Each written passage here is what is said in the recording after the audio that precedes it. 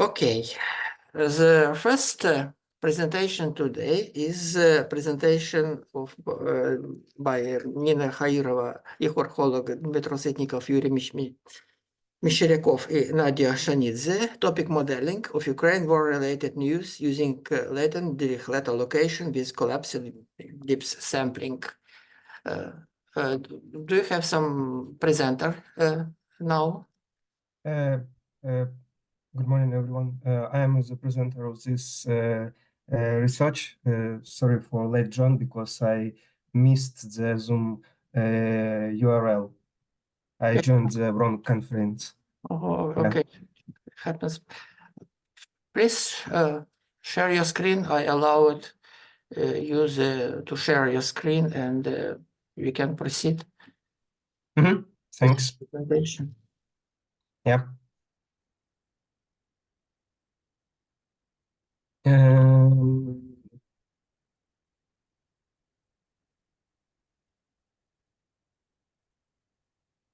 Can you see my screen?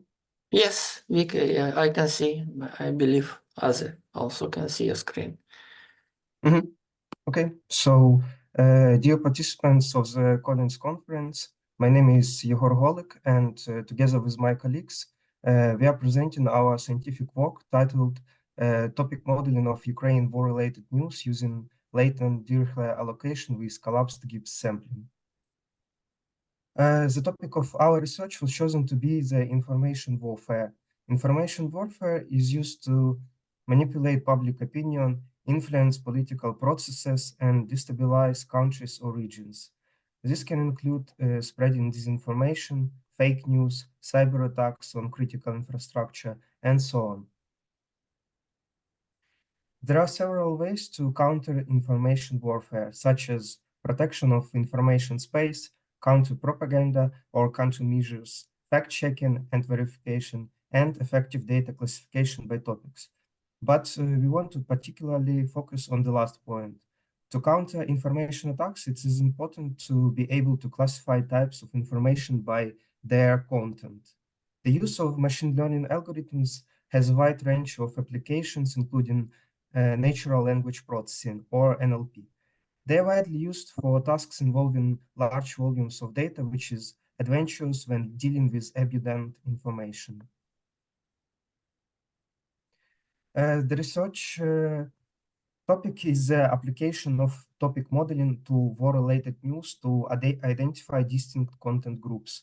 Topic modeling of news will allow for the separation of information by content and observation of the context behind the keywords of these separated groups.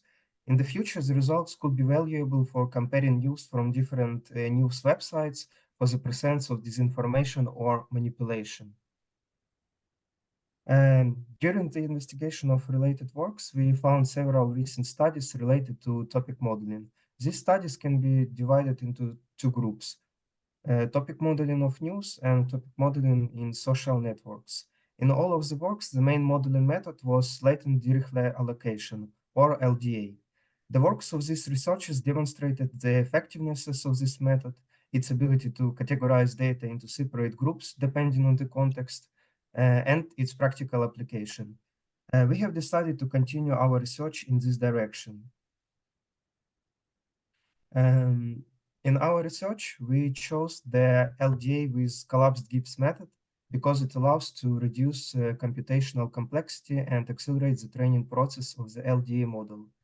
Thus, LDA with collapsed Gibbs represents an enhanced version of the LDA method, providing a more efficient and faster analysis of topic models.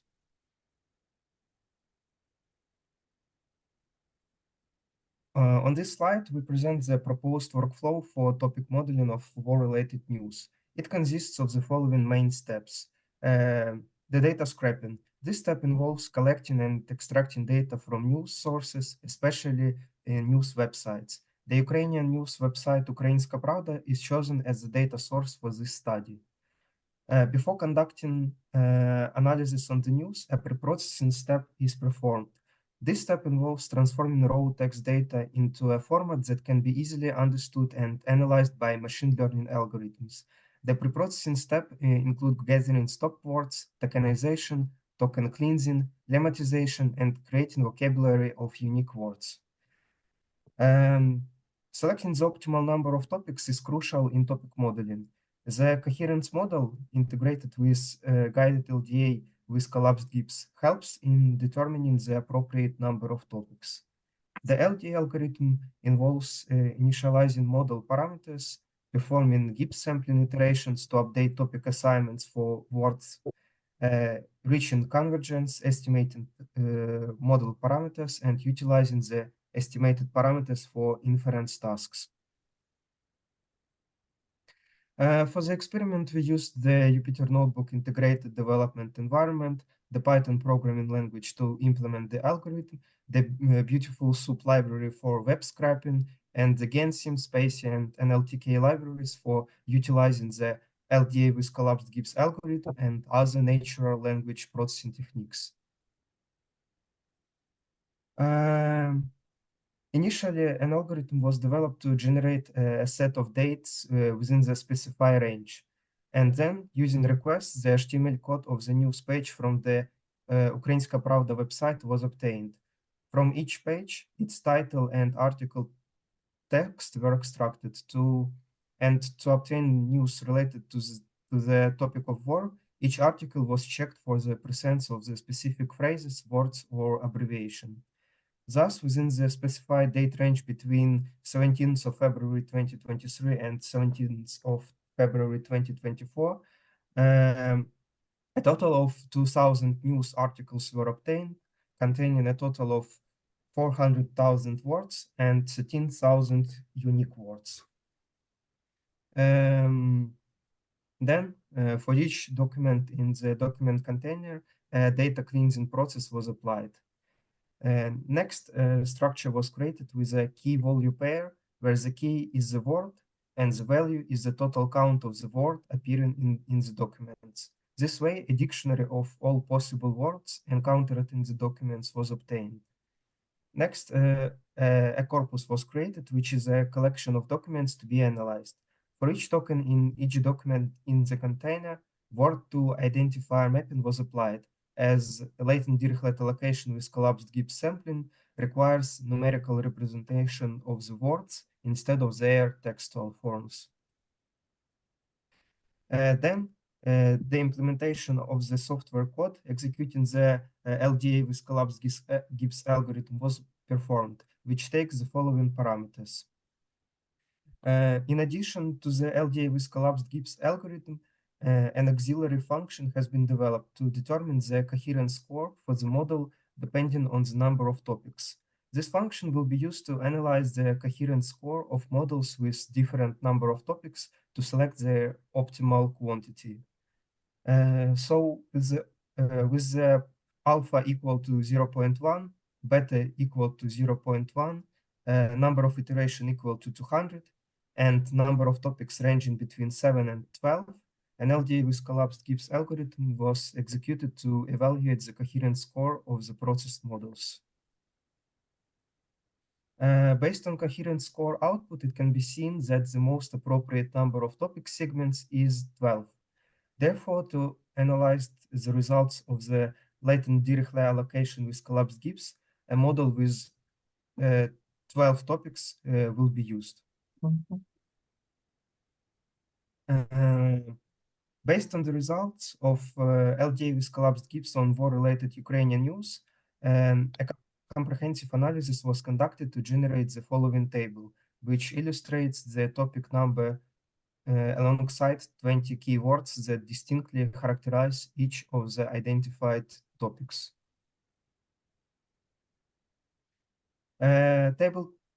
This table shows the results of the analysis of the approximate context of the topics based on keywords.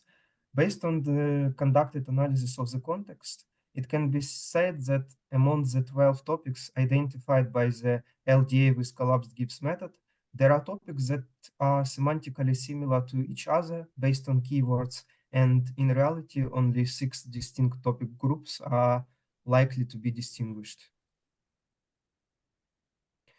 The following two figures depict the distance map of the created topic segments. Based on this figure, it can be concluded that the most distant topics in terms of semantic content are topics 2, 4, and 11. The rest of the topic segments are closest in the semantic content and form a cluster on the graph. Therefore, the topic segments numbered were separated and displayed on a separate distance map. Based on the second figure, it can be concluded that although the topic segments are closest in semantic content, they do not intersect on the graph and have their own significance among other topics.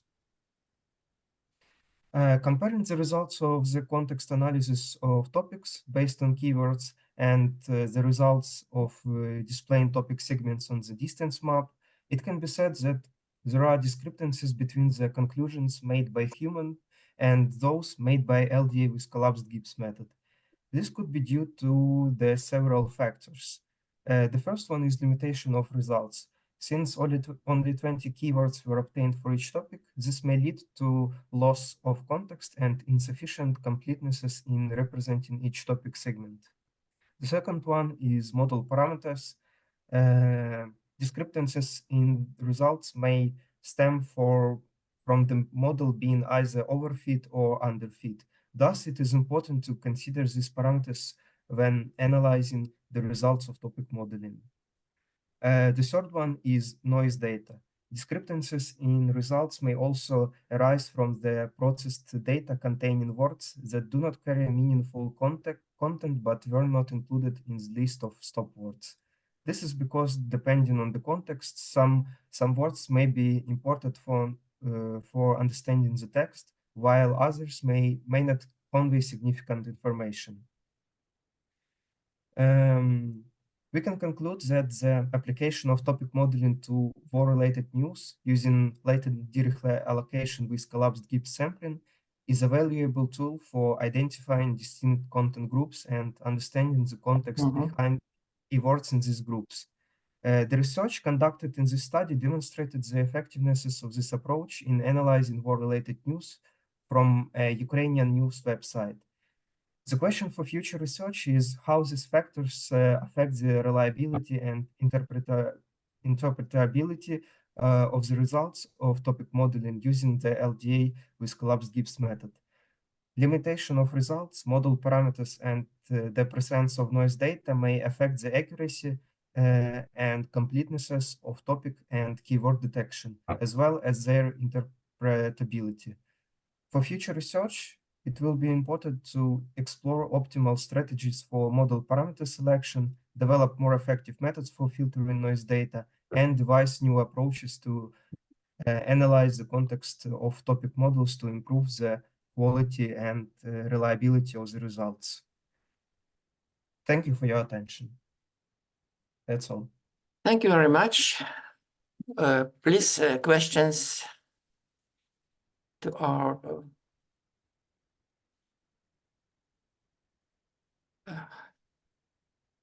no questions. Then I will ask you questions.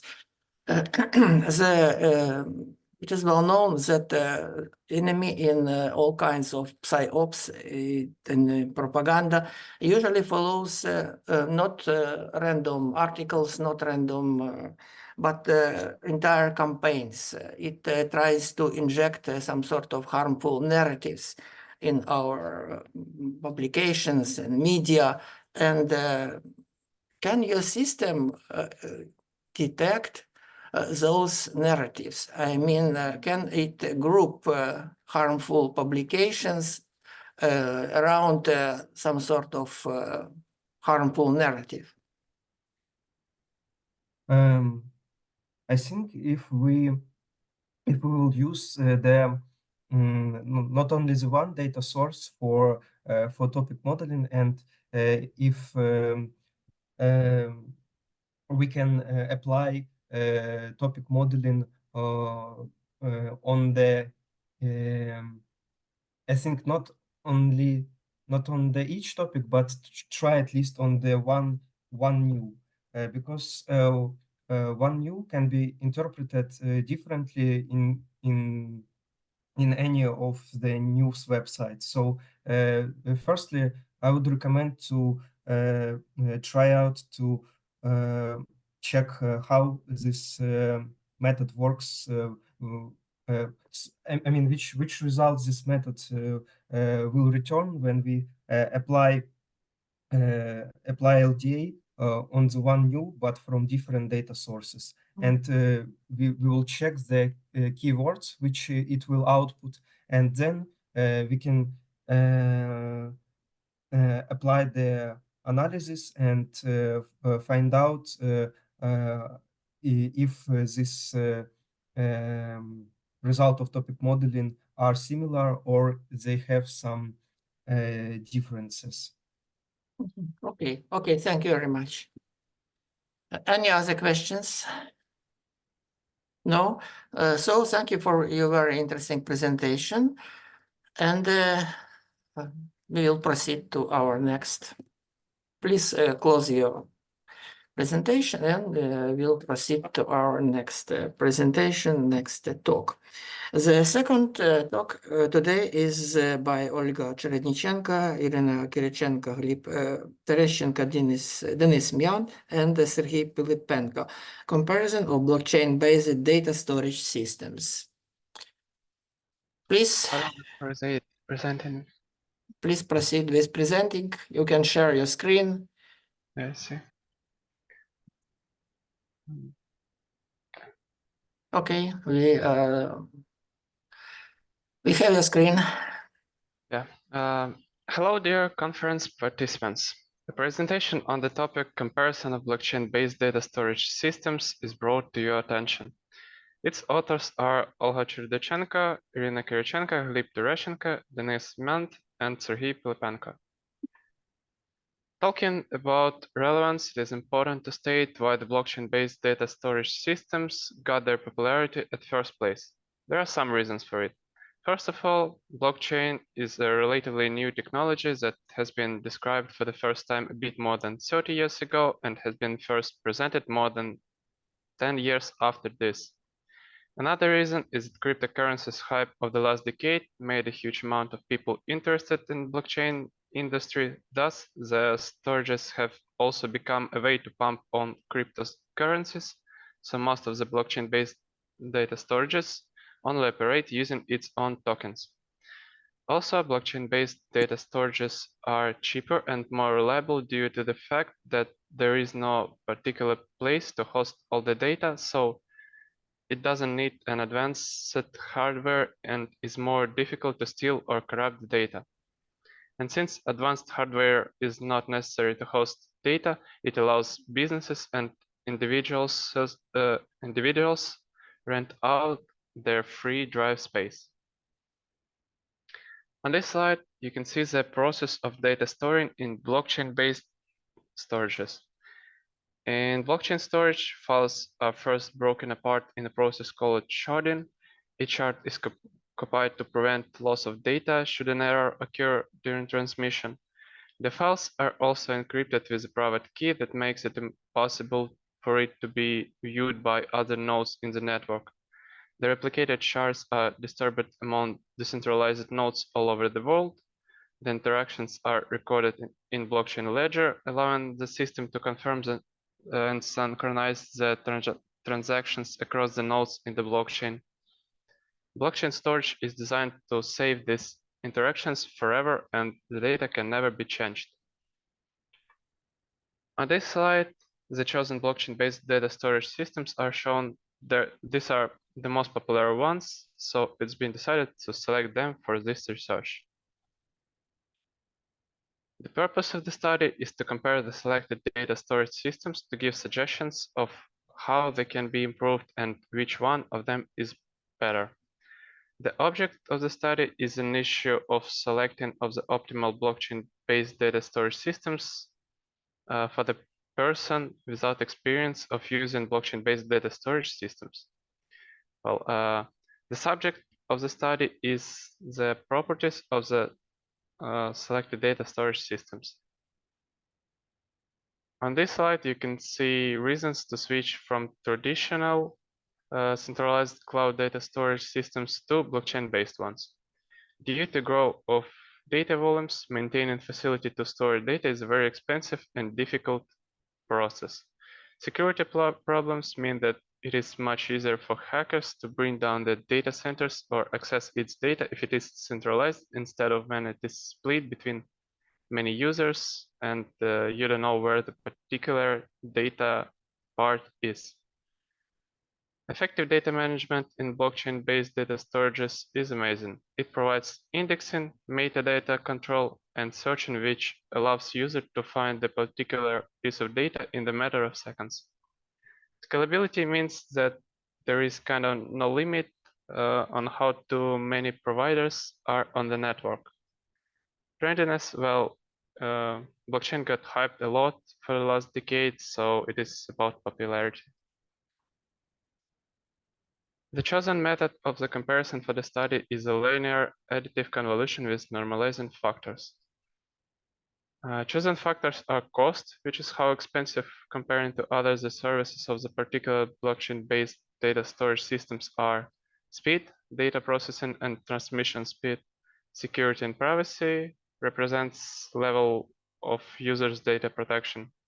Memory capacity, amount of memory available for renting, and decentralization, which means how much of Earth's global storage system covers.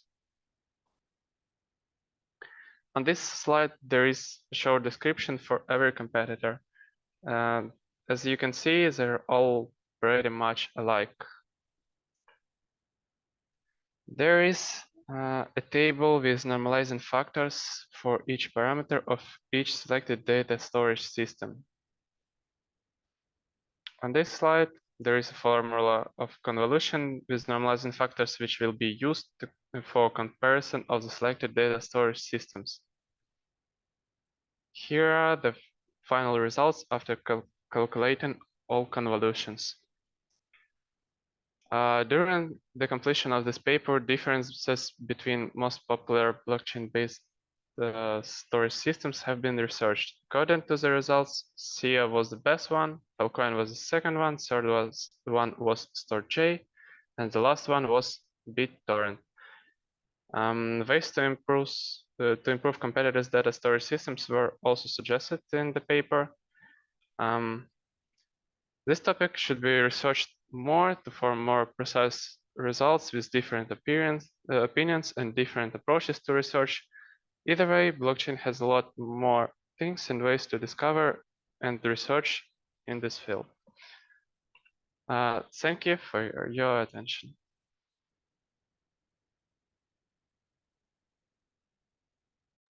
Thank you very much. And again, as usual, I will ask for questions from all our Yeah, sure. presenters. Okay, maybe I will ask you a question. What are the constraints and limitations on memory available for user of such a distributed blockchain system? It is not actually limited in general. It is only limited to how many providers, which could be just individuals or big, small businesses, middle businesses.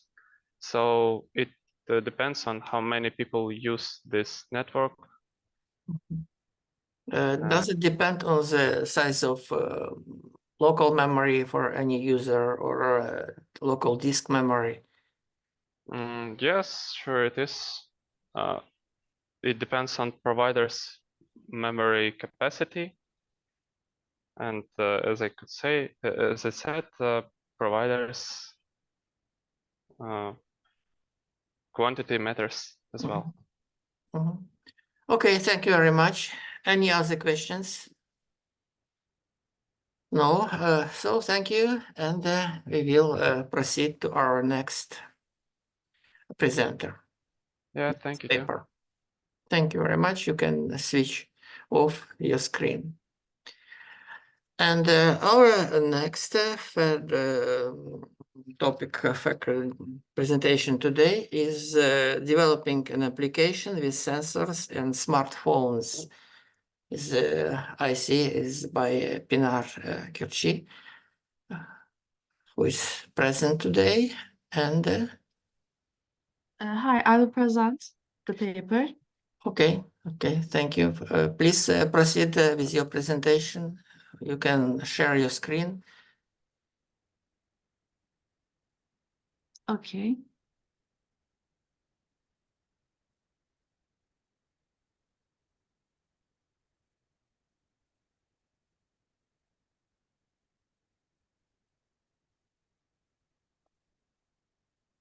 Okay. We see your screen, so you can proceed with your presentation.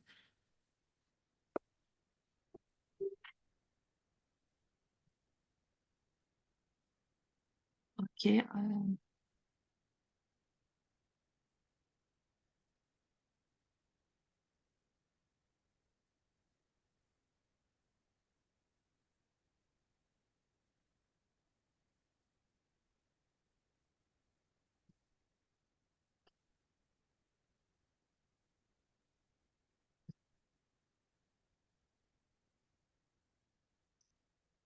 The name of our paper is developing an application with sensors with smartphones.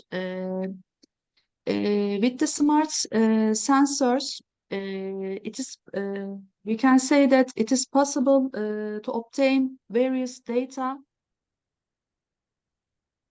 about the person using the device and its environment.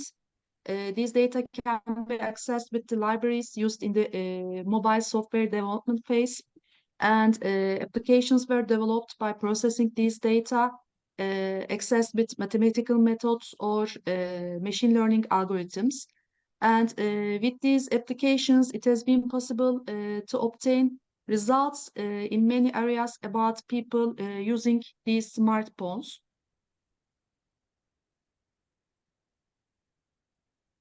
And by analyzing the data collected from the activities and movements of the person during the day, we can say with mathematical calculations or machine learning algorithms, results have emerged in the field of health, where people can detect and track their own, for example, fainting, driving, stepping, running, stopping, sitting activities, we can say. It has been possible to develop applications related to this subject. And with the accelerometer sensor, it is in the smartphone hardware and it is used to measure the acceleration applied to device. The data obtained from this sensor gives the acceleration value affecting the smartphone in the XYZ axis in plus and minus directions. Based on these data, the movements made by the person using the smartphone and the shaking of device analysis can be made regarding their states and vibrations. And based on these analyses, certain inferences can be made in the coding phase. The variables and functions of the accelerometer sensor type and sensor event listener interface from the sensor manager library can be used in Android system to access the data collected by the sensor. And the next sensor used in the project is gyroscope sensor. The gyroscope sensor in the smartphone again is used to measure the orientation angle of the device in the XYZ axis in the plus and minus directions again.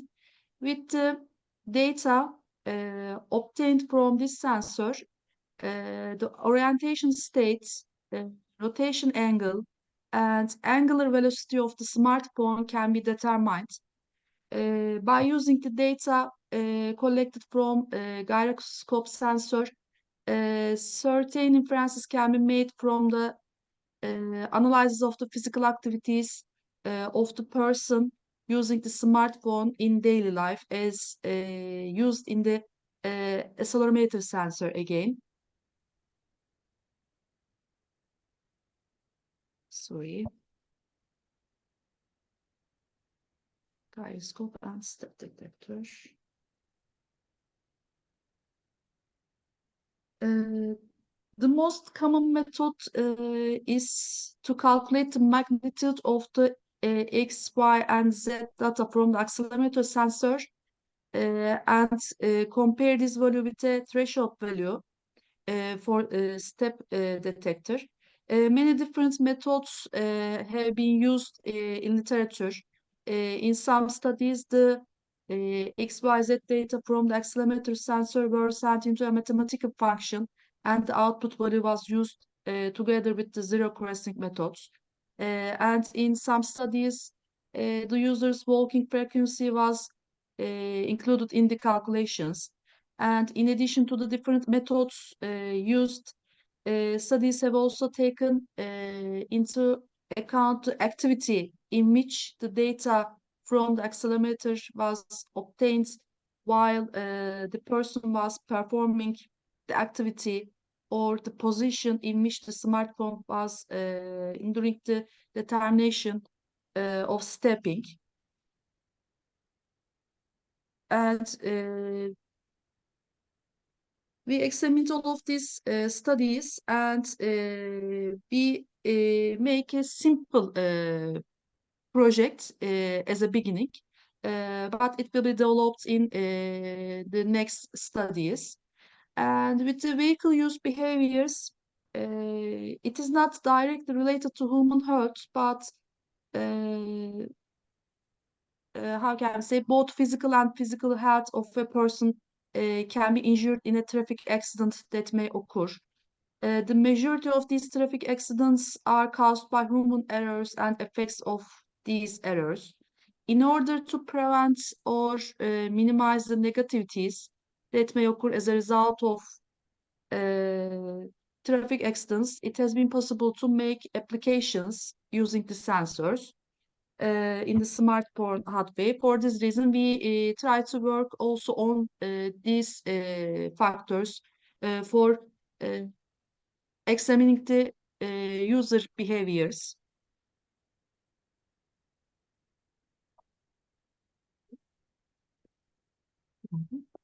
And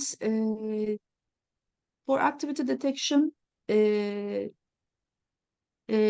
again examined many studies, and in these studies, mostly the data obtained from the accelerometer and gyroscope sensors on the smartphone in the vehicle were used, and the driver's behaviors such as aggressive cornering, aggressive brake pedal use, and aggressive accelerator pedal use were detected by comparing the sensor data using different algorithms.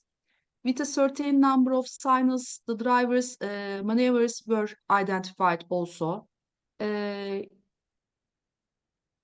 it was seen that the classes such as aggressive driving, normal driving, aggressive braking, and normal braking were determined in order to detect driving behaviors with the accelerometer sensor, and data sets of the data obtained from the accelerometer sensor related to these classes were created in many studies.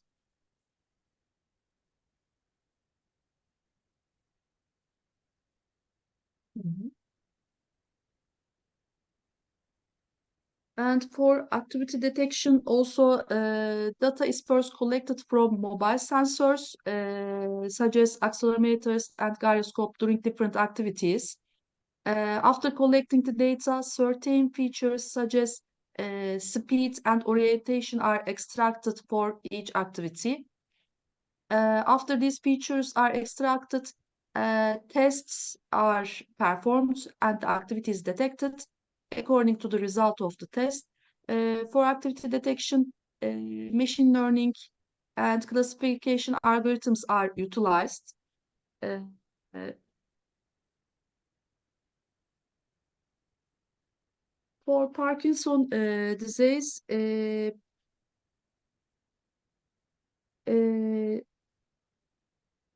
during the data analysis and pre-processing processes using Python mostly, the sensor data of each participant were organized by site, sensor mode, activity, and session, and then organized according to time step with many applications in different studies. And Mhm. Mhm. And in our project for health driving practice, in order to perform the classification process, k-nearest neighbor algorithm was used with a data set, and classification was performed with different key values. The success of the classification process here performed with different k values in the key nearest neighbors. The classified scenarios were realized with the application, and or testing processes were carried out in order to determine its status. For the data collection process to be used in the classification process of our application, sample scenarios belonging to 3 classes were realized through the application, and we wrote with Android Studio and Java. And the XYZ axis data obtained from the accelerometer sensor with a definite frequency, and our data set is created, we can say. And here in these figures, the accelerometer data collected from the sample scenarios that constitute our data sets, and they are shown in here 3 different graphs with the situation of keeping the phone in the pocket while driving, and other 3 classes shown in the graphs here.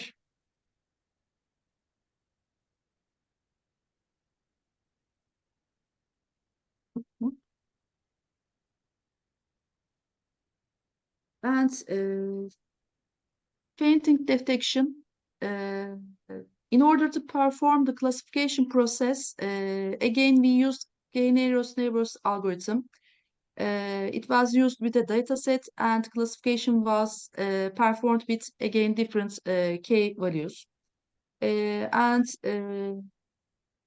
for the data collection process to be used in the classification process of our application, we realized sample scenarios for 4 scenarios here, 4 classes through the application, and again with a definite frequency.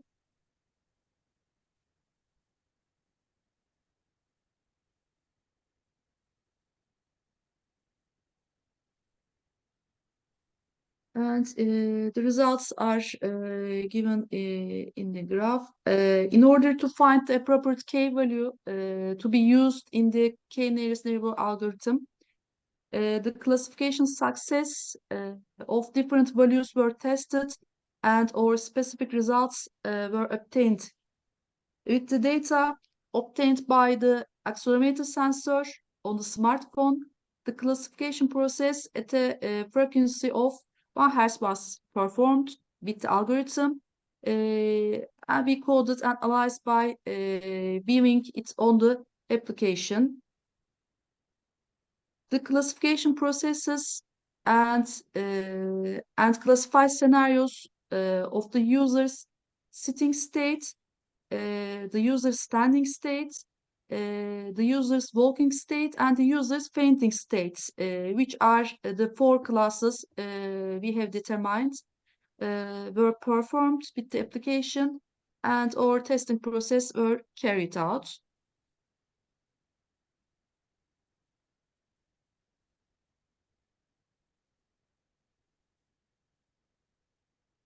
And healthy driving practice results.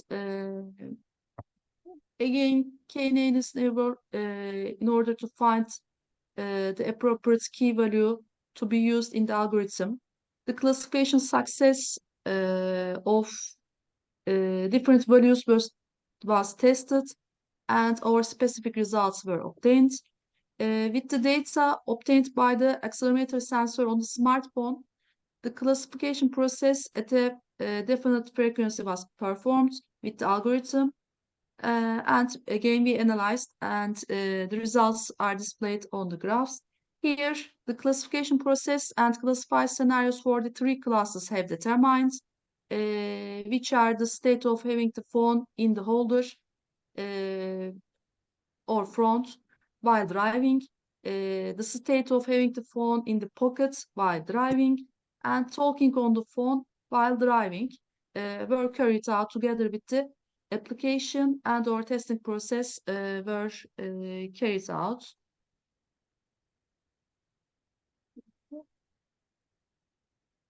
And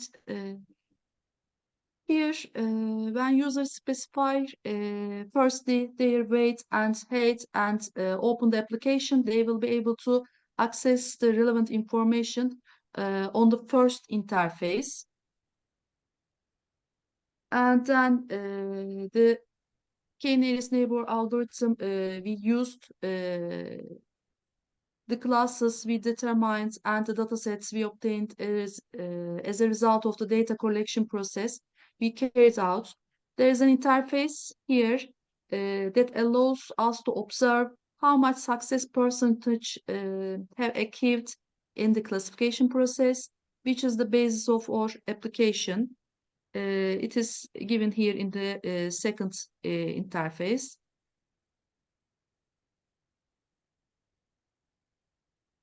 And these are the user detected walking as seconds, and it was different determined classes are shown here in the interfaces. And in the conclusion part, as a result of this study, in the general scope of our painting detection application, we believe that detecting the fainting of the person using the smartphone, sending a notification with this detection, and tracking the other activities of the user is useful for people who need or may need help in these matters.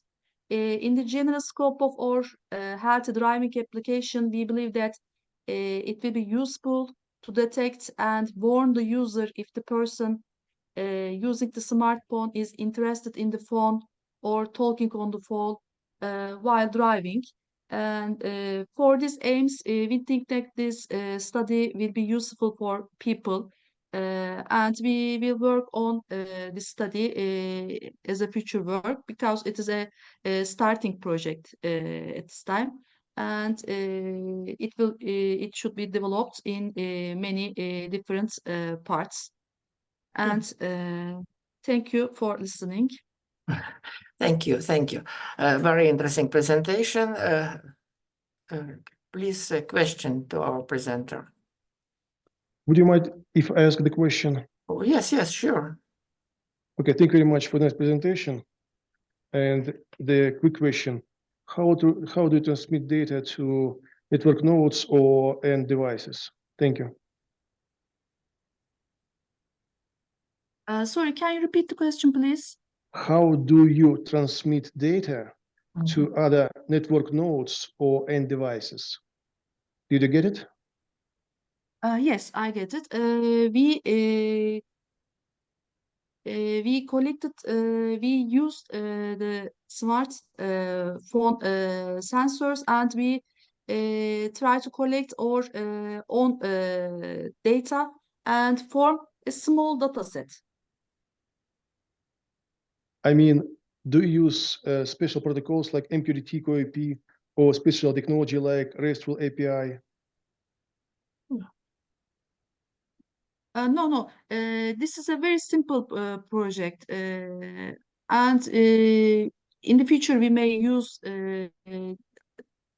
these things, but now we only use and try to form our own small data set. Got it. Thank you very much. Thank you. Other question, please. Okay, thank you. Thanks again for your interesting presentation. And we will move to our next paper today. It is a paper by Yuri Krak, Olga Zalutska, Marina Molchanova, Alexander Mazurets, Ruslan Bagri, Olena Sapko, Alexander Urmak, abusive speech detection method for Ukrainian language using recurrent neural networks. Thank you. Thank you. Please.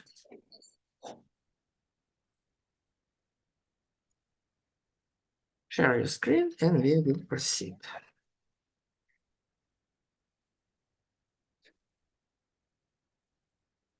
So good morning. Let me introduce myself. I'm Zalutska Olga, a master's degree student at Khmelnytsky National University, and I am pleased to present you our work, abusive speech detection method for Ukrainian language used recurrent neural network. So the terms and conditions of the vast majority of social networks and messengers clearly define consent requirements and acceptable standards of user behavior. For violations of such rules and regulations, social networks usually block either content or accounts. All social media platforms, including Facebook, Twitter, and YouTube, have made huge investments and developed policies to identify and moderate such harmful content. The aim of research is to create and validate a method for automated determination of the level of social acceptability of textual internet content based on a combined approach that includes sentiment analysis using RNNs and verification with a dictionary of offensive words. The main contributions of the research are follows: a method for detecting offensive language in textual internet content for Ukrainian language using a recurrent neural network has been developed, and the developed method allows detecting offensive speech with a given user threshold. Also, we faced some challenges during the research, such as there are no labeled databases of Ukrainian language corpora of comments or social media posts with offensive content, and also due to the particularities of word formation in Ukrainian language, it's almost impossible to make a list of offensive words. Users often invent new obscene words by connecting to common stems, and the use of surjik gives rise to a wide variety of swear words. Here you can see that we use the Ukrainian Twitter corpus and abusive language dataset for making experimental data to implement the method of detecting offensive speech for the Ukrainian language. And here components and stages of the method are given. So the first step is a neural network assessment of the sentiment tone based on a pre-trained RNN model. The result of this step is a numerical assessment from range 0 to 1, where 0 is completely negative and 1 is completely positive message. The second step takes place in a parallel with the first step and consists in assessing the frequency of the occurrence of offensive language, which will be determined by comparing the content of the message with the dictionary of offensive language. And the third step, here the offensiveness score of the textual content is calculated based on the tone of the sentiment and the concentration of offensive components. Here you can see the stages. So the output data of the method of detecting offensive speech for the Ukrainian language using the recurrent neural network is a numerical assessment of the offensiveness of textual internet content. Here represented stages of forming trained RNN sentiment analysis model for detecting offensive speech. Input data is labeled dataset for training testing neural network, and after some stages we have output data as a trained RNN model for identifying the post sentiment. Here some practical application of the method are given. Here you can see a sample of acceptable negative feedback. and a sample of unacceptable negative feedback. Here some results are given. As we can see, model V5 has the highest accuracy score. And here given a classification of reviews by models. So as you can see, V5 model has the most accurate result. Green marks mean true positive classified reviews, red true negative classification, and yellow and blue mean confused inaccurate classification. And here the plots of the matrix values for different epochs are given. So some results. The results with examples of how the method was used are also shown here. For comparison, the same comments were submitted for the GPT chat evaluation. Here you can see that the value 0.4 threshold of sensitivity to abuse content is given, and there are some reasons for that. Empirically, it was determined that the value 0.4 is the most optimal for the implemented method. It also it takes into account the presence of some anger, but not an abusive text. The GPT chat determines as abusive the text that is not abusive according to the results of the implemented method. Also, since ChatGPT is not deterministic model, it classifies the received text differently each time. So develop method for detecting offensive speech for the Ukrainian language using recurrent neural network, which includes a combined approach, an RNN network for determining the numerical assessment of the sentiment tone of content, and an approach for numerically assessing the concentration of offensive components. Also, the labeled multilingual dataset for training the neural network was developed.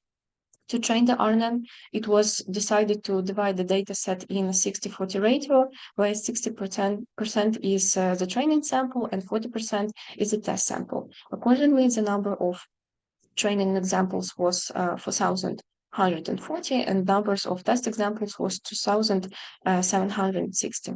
The trained RNN model, which was subsequently used for sentiment analysis, had an accuracy score of 0.96, recall score of almost 0.96, and F1 score of also almost 0.96. The proposed method also has a number of limitations. It doesn't work with text content of 3 words or less and more than 500 words. Further research can be directed towards practical applications, which can be a useful tool for assessing the level of social acceptability of digital textual content published on social networks and for preventing the spread of harmful or offensive information. Thank you for your attention. That's all. Thank you very much. Questions, but please, for our presenter. I see that is a very popular topic in our conference. It is already a second paper I am listening in this conference about detecting offensive language. Please, questions? No? Everything is clear. Is important and actual work you presented today. So thank you again. And I don't have questions too. Okay, thank you. Thank you so much. Let's proceed.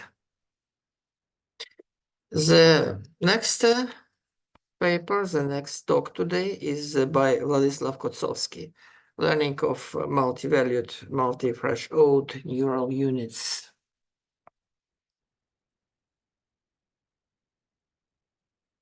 Can you see my screen? Yes, we see Thank you. your screen. Hello, my name is Władysław Kotsowski. Let me to present my report, Learning from Multi-Valued, Multi-Threshold Neural Units. In the current slide, you can see the statement of the goals of research. The first is the study of the model of multi-valued, multi-threshold neural suitable for the multi-class classification. The second is a design of learning algorithm for such neurons, the study of their performance.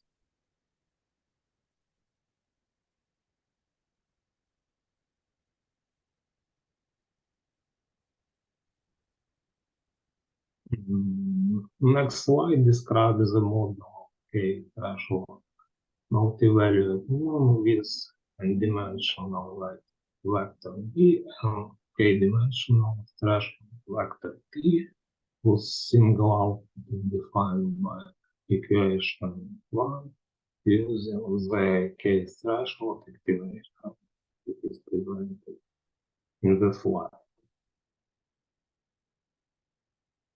The illustration of the performance of three threshold neuron dimensions is presented in the slide. The neuron performance is defined by parallel hyperplanes H1, H2, and H3, which make partition of the space R2 by 4 parts. Current slide explains the initial reduction of the task of strong partitioning of K separable finite sets capital N0 and so on capital N K. The pseudocode of the reduction process is given in the procedure. This procedure allows us to reduce the initial task to the solution of the homogeneous system of linear inequalities. The modification of the relaxation by the learning is will be considered. Slide number 6 contains the pseudocode of the online version of the learning algorithm. Online multi-threshold has 4 main parameters: an order of partition, the number of learning epochs, initial approximation, and eta, the shadow function that defines the behavior of the learning rate. The next slide, you can see the description of the offline version of the learning algorithm, which is based on the use of spectrum in the main correction step 9. The step is performed once per each learning epoch. Slide number 8 contains the full proposition providing conditions that ensure the finiteness and the successfulness of online and offline algorithm, respectively. Current slide presents the simulation result of the performance of the multi-threshold neurons yielded by above algorithm compared to some classical classifiers provided by scikit-learn library. Both multi-threshold algorithms perform well on 3-class classification tasks on balanced scale dataset. Classification on medium-sized drive-in dataset was more difficult. Multi-value neuron yielded by one version performed better than neuron produced by one algorithm and had the best accuracy among all considered neural-like models. But its accuracy was worse than in the case of random forest classifier. And conclusions. The online version of the learning algorithm for a single multi-threshold neuron is simpler and often faster. The offline modification is usually more expensive but can yield the neuron with better accuracy for classification. Thank you for your attention. Okay, thank you. Thank you very much. Please, questions to our presenter. Okay, maybe I will ask a question. Please, what are the practical application of your research? Where it can be used?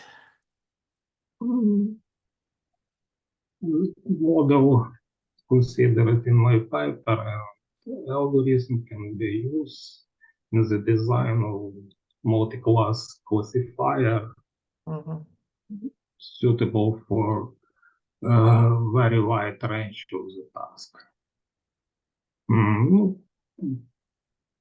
Okay, thank you. Thank you. Other question, please. Okay, if there's no questions, I will again thank you for your presentation.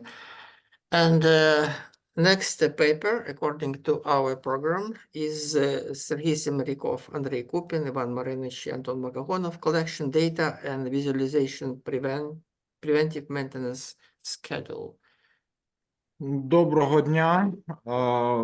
Вчора ж був виступ.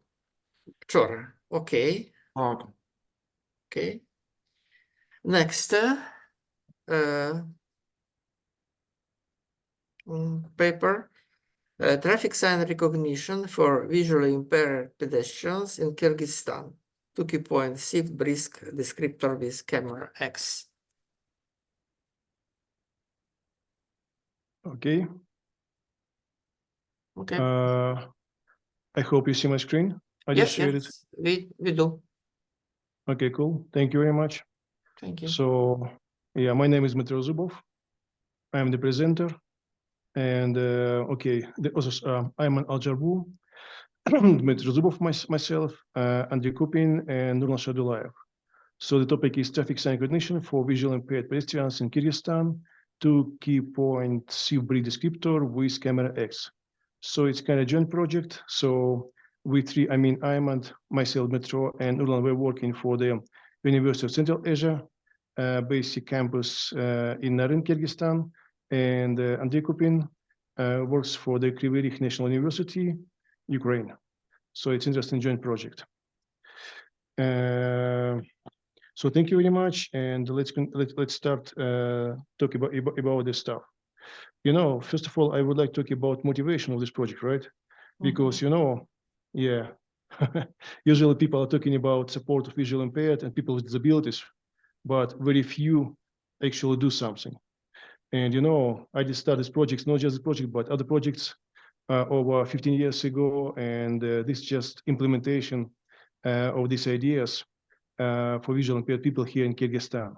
It can be easily extended to other countries because we have standard traffic signs and we have many other projects to support blind people.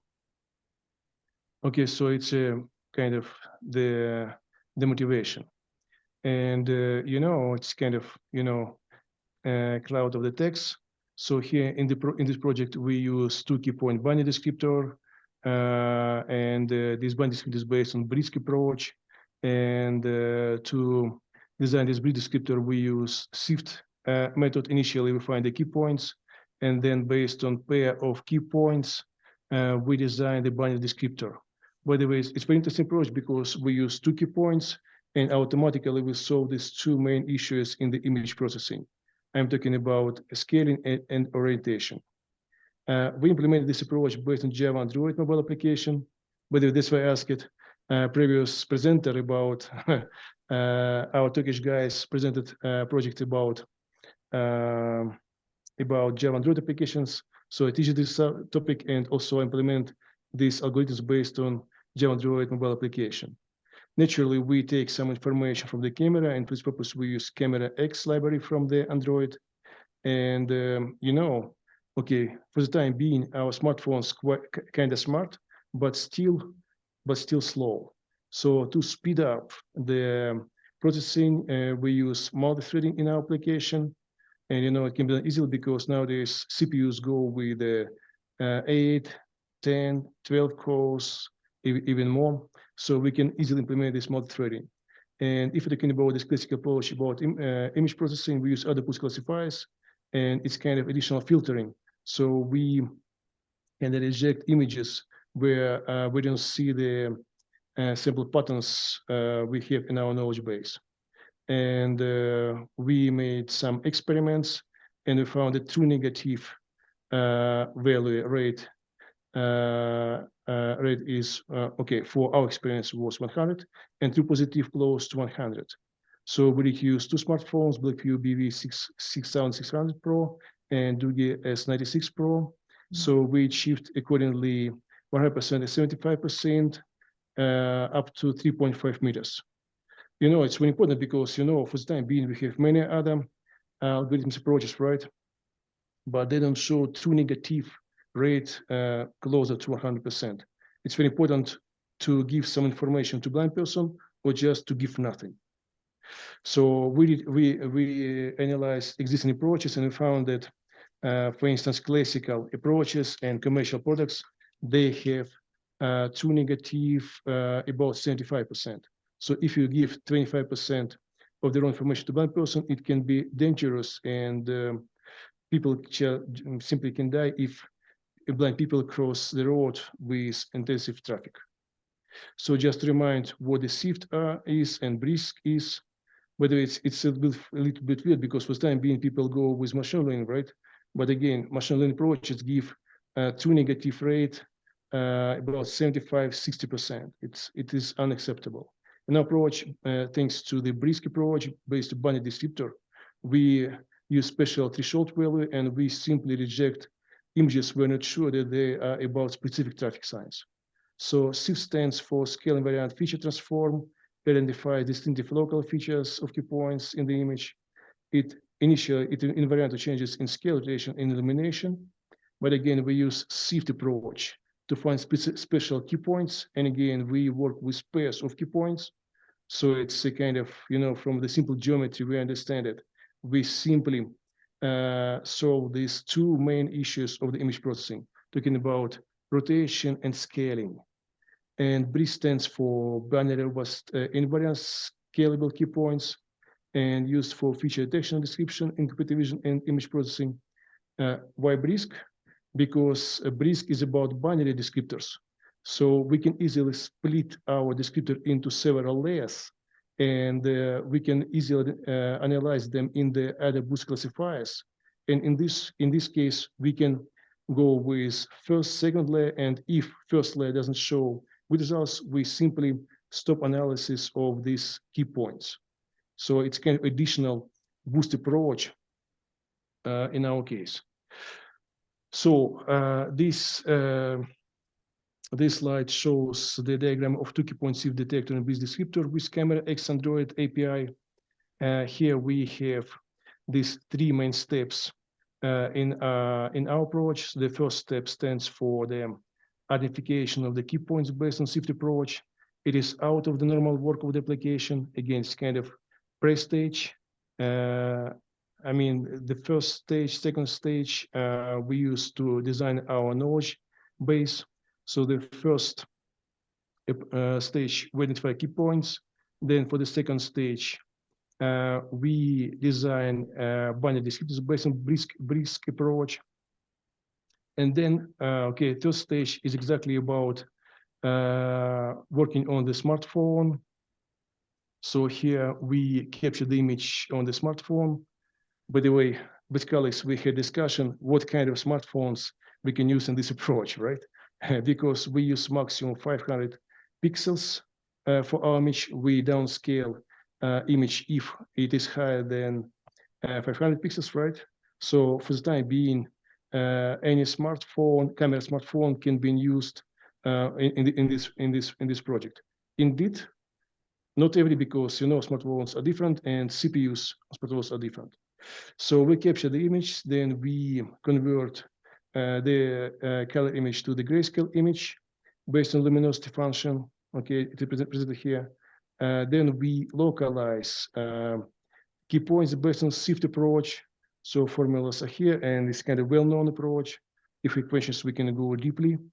We can talk about octaves, we can talk about scales, we can talk about how we exclude key points with low intensity and they are on the edges. So, but it's kind of classical approach from the Dr. Lowe from Canada, well known. Okay, so we have kind of set of the key points. We work with the maximum 100 key points. Again, the equation why 400, we found that it's kind of optimal number for the presented hardware, because still, as I said, our smartphones are not according to high performance. But okay, in the expensive power that sometimes we're happy with 100, with 200 key points, and 400 key points is quite enough to identify the traffic signs. So then, based on paired analysis of these key points. By the way, it's kind of sounds tricky. 400 key points, and we just use brute force algorithm to analyze pairs, right? But you know, in the reality, we feed the real time because sometimes descriptors are out of the image size. Sometimes they're very close. Sometimes they don't fit the sample patterns. We analyze this closeness. We use metrics. We use Hamming distance, so we can easily go in the real time. And sometimes we can find the traffic sign in just 0.5 seconds. Sometimes we go with 5-10 seconds, right? But you know, our record is about 0.1 second. So it's a main stage. So this slide with details, but this slide with some kind of architecture to propose image matching. I'm talking about third stage. So here we capture the image, then we disable the image with Boolean filtering. It's a standard feature of the Camera X library. Then we analyze key points based on shift approach. So then we select pairs of key points. Then we build the 2 key point descriptor based on Brisk algorithm, and then we go to the image matching. In Kyrgyzstan, we have over 200 traffic signs, and just 13 are related closely to the pedestrians. So we analyze and we design our knowledge base exactly to these signs. Okay, sometimes we have some similarities based, for instance, crosswalk left, crosswalk right, and zebra crossing. So we just group the signs into the group of the crosswalk signs, and emergency leg is left, right. So just emergency exit. So if we're talking about flow charts, you know, it's kind of classical approach how to represent how we work with how application is working. So here we have flow charts of the key points localization with the SIP method and the image descriptor design with the Brisk method, left flow chart, and the image matching algorithm. We have this flow chart. And again, how we could speed up, how we could reach this low execution time on our smartphone. So for the grayscale representation of the color image, we use 8 parallel computational threads in our Java Android application. And for calculation of DOG, difference of Gaussian images, we work with 4 parallel computational threads. And for the calculation of key points in third, second, first, and fourth, third, second scales, we use 2 parallel threads. And for image matching, we use 5 other boost classifiers. Again, these are layers. And if the current image does not pass a specific layer, we just remove this image from this scale of key points from the discussion. So you see, we did several experiments, and we did use 2 smartphones, Doogie S96 Pro, Android 10, and Blackview BV6600, Android 11, and we found that true negative rate is 100. In other words, we don't give wrong information to the blind person. Again, blind people, so we must be careful with these people. I work with these guys for many years, and we must provide exactly correct information. But for the true negative rate, for the smartphone Doogie S96 Pro, so we have 100% rate up to distance, for this up to 3 meters, and it's quite enough. If, okay, the person walks along the road and, you know, the traffic sign just before the crosswalk or before just next to some specific traffic motion. So 3 meters is quite enough. Then, okay, slightly we go from 3 meters to 4.3 meters, slightly we go to 0, and then we have 0. For Blackview BV6600, we have a little bit better results. So we have 100 rate accuracy up to 3.5 meters, but we can say that 3 meters is quite enough for the blind people. And if we're talking about some kind of real pictures we took in our experiments, so here on this image, it's a screenshot of our smartphone, what we see on the screen. Okay, the real picture we took. And this is some kind of example of the analysis of the image based on Shift Brisk approach. Please pay attention that we have this square So we exclude some areas next to the borders of the image, right? Because we have distortions, we have some kind of wrong optical distortions for the image, and we start analysis from the center of the image. So in this case, we found all key points, but sometimes because of image, we have over 400 key points. So we stop analysis of key points when we reach this 400 maximum. Okay, I was trying to be concise. As our leader said, questions, comments? Okay, thank you. Please, questions. I have a question. Can this method be applied on the traffic light? It's a good question, right? I would say yes, because, you know, here we use specific geometry, right? And okay, we identify that we have these traffic lights, and based on intensity of some light, I mean, the green, yellow, red, right? So we can identify the things. It's a good question because, you know, it's kind of continuation of the project we do last 2 or 3 years, right? And previously we identified images. I mean, we identified paintings from Salvador Dali and other painters, and also we did work with face recognition, because if you go with this type of descriptor, right? Here we have descriptor, right? So we can see that. So it's kind of closer to the human face. So just rotate 180 degrees, right? And you will see that. So here we can put eyes, nose, lips, etc. So we could identify not just traffic signs, but we could identify even human faces as well. But again, we don't take into consideration specificity of the human face. Just we did it, and somehow we were successful.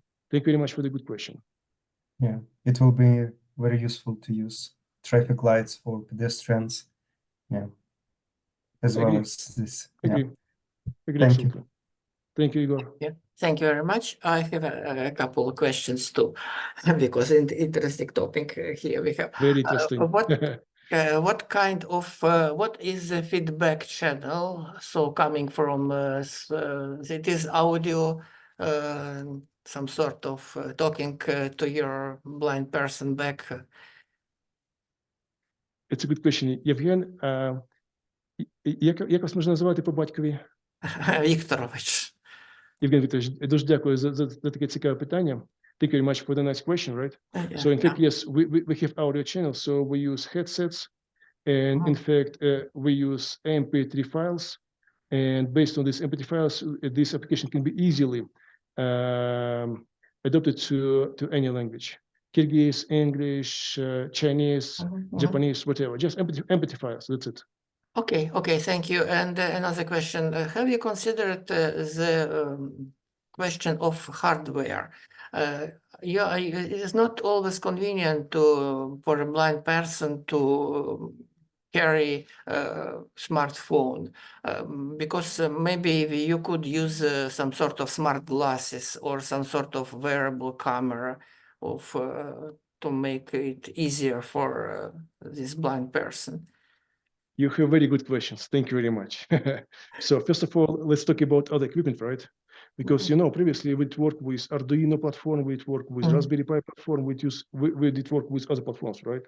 And okay, we're kind of a small team, right? We work on these projects, a very international team. And we found that it's very tough to deliver this technology to the blind people.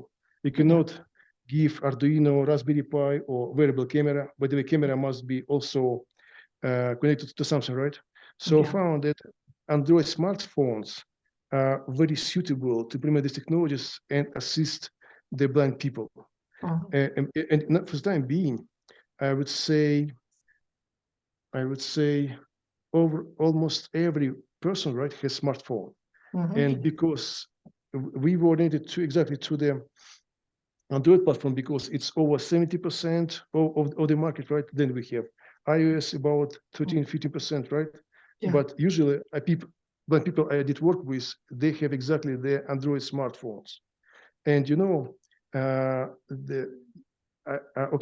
show now the interface of this application. So interface is very simple. And this is not just continuous permanent analysis of the environment we have around the blind person, right? So when blind person wants to have information about the surrounding environment, this person just start the application and take the picture. And then after this picture is analyzed and gives information to the blind person. So Yeah. here you see this huge button. It's about half of the screen. Yeah. Yeah, but for the blind person know that right, for instance, right half of the screen, right, is about some kind of this button. Just click it, and this blind person will have the information. So that's why we are focusing exactly this Android platform for the time being. Okay, Thank you very much. Good question. Thank you. Thank you very much. Thank you. Any other questions, please? So no question. Thank you again for your presentation. Thank you very much. Thank you.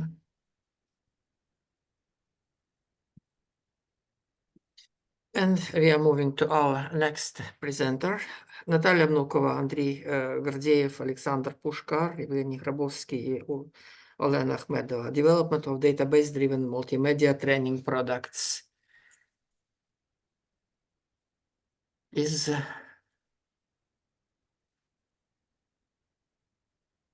please close your presentation. It's a good question because I'm trying to find how to close it because we use Zoom not very often. By the way, just a last statement, because you see, I was taking part in the admissions, and my name is UC Admissions, and kind of sounds UA like Ukraine. Yeah. Yes, meeting before, but Just a perhaps if another person will start the. You can just close your presentation and stop sharing screen. Там the share, you can stop sharing the screen and. It's a good question. I see pause the sharing, but I don't see share and stop sharing. Or you can join the meeting again after leaving, and the screen sharing disappear. Yeah. I will leave the meeting and I will connect myself again. Thank you. Okay, thank you.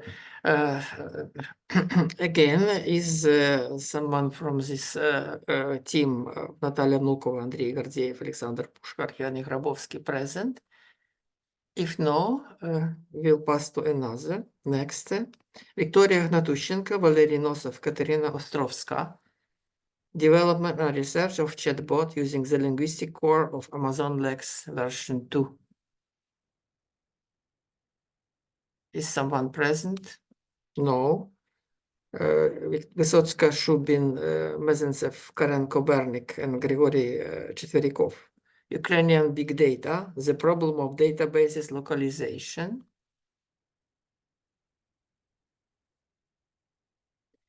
Светлана Порожняк, Victoria Stepka, Anastasia Vecherovskaya, methodology for countering malicious information in social networks. Again, they're not present. So for the time being, I will declare that we will have a coffee break. Maybe people will come in noon, in 12, because according to program, we should have a coffee break till 12. And in 12, we will proceed with our section. Maybe people will come to this second part of our. And for the time present, I thanks all our presenters today for very interesting presentations, for discussion, and we will continue. For now, we'll have a break, and we will continue. Thank you. I will continue at 12. Maybe people will come at 12. Дуже дякуємо. Дякуємо вам. І смачного. Дякую. Дякуємо, до побачення. До побачення. Have a nice day. Thanks.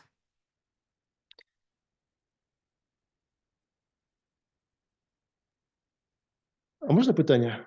Та, будь Пане ласка, Євгене. будь ласка. Я також зроблю Ага. свій скрін. щоб ви бачили. Так. А де ви працюєте? Що викладаєте? Якщо можна? Політехнічний. Львівський політехнічний інститут, Львівська політехніка. Ну, а в мене доволі широкий спектр інтересів. Я починав Цікаво. як комп'ютерні мережі, а в мене було, тобто і книжка є по комп'ютерних мережах, а зараз я більше займаюся штучним інтелектом, моделюванням, онтологіями, от в такому плані концептуальним моделюванням. У мене є в цьому напрямку. Ну, я професор в цьому нашому Львівській політехніці. Я також професор, я отримав 6 років тому атестат професора від Міністерства освіти, а потім поїхав працювати за кордон. Ясно. Так що таке. Ну, потрошки. Нормально. Цікава конференція, дуже така. Цікава конференція, та. І вчора було цікаво, багато доповідей цікаво. Дуже різні доповіді на різні теми. І для всіх бажаючих. Я теж вчора вів секцію, так що було цікаво. Гаразд. Добре, гаразд. Ну, дякую. Дякую. Я буду намагатися приєднатися до конференції через годину, так, виходить? Приблизно через півгодини. Ну, ні, навіть через півтори години, бо то аж 12 година. Зараз по-нашому 10:30 в нас. У нас, виходить, 3 години різниця. Так, 2 години різниця. Три назвав. Тут, виходить, у нас зараз 1:28. Ну, у нас літній час, і тому воно таке, що може бути і інша кількість годин. Так. Окей, гаразд. Добре, Дуже приємно було гаразд тоді. поспілкуватися. Добре, я теж був радий поспілкуватися. Тобто Цікаво. всього найкращого. Так, на зв'язку. Дякую. Дякую тоді. Все, до побачення. До побачення, так.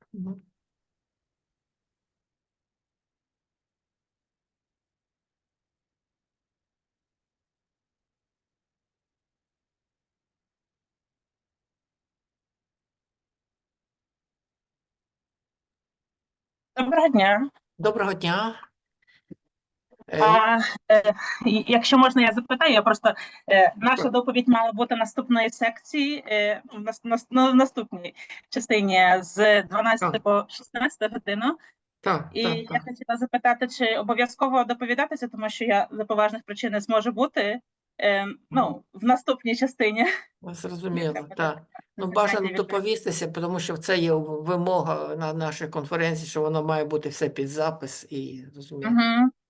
Я розумію, але ми ж надсилали відеозапис презентації доповіді повністю. Ми надсилали, і воно і розміщено на вашому Фейсбуці, і в Ютубі я бачила, запис є.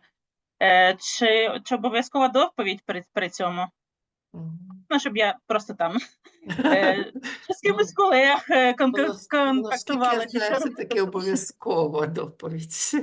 Наскільки я знаю, ну, це ніби обов'язково для публікації, це є в Скопусі, там, щоб воно... Українською чи англійською? Навіть англійською.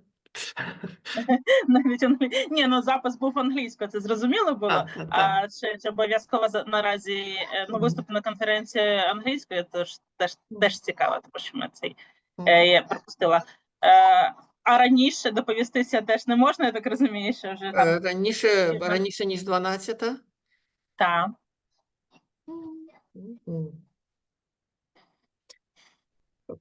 Наша доповідь стоїть останньою, і якраз в цей час я буду з дитиною на занятті, я точно не зможу доповістися. Ну так, а рівно в 12 ви не можете? Рівно о 12, ну якщо дуже треба буде, то я можу спробувати. Та можна спробувати, тому що була б можливість зробити в цій першій частині, щоб ви виступили. Але я вже всіх відпускав, і зараз воно просто не піде першу частину продовжувати. Тобто, ну добре, я зрозуміла. Треба було трошки раніше приєднатися. В 12 годині я то все просто знову... З мене почнете. Добре, я зрозуміла. Так. Да. Добре, тоді домовилися. Дякую тоді за розуміння та і Добре, дякую дякую за вам тоді. консультацію та тоді до 12 години. Добре, дякую вам. Гарного дня. Побачення. Так, До побачення. зустрічі.